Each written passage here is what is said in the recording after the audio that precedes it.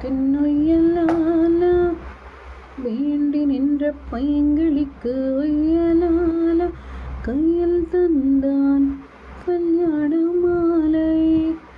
மையல் கொண்டேன் நான் இந்த வேளை, நீ சிரிக்க நான் ரசிக்க மணக்க.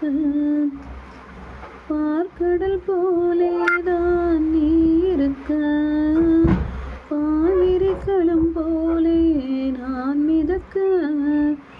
ராத்திரி தூங்காமல் நான் தவிக்க, ராஜனின் நீலைகள் நோய் தரிக்க.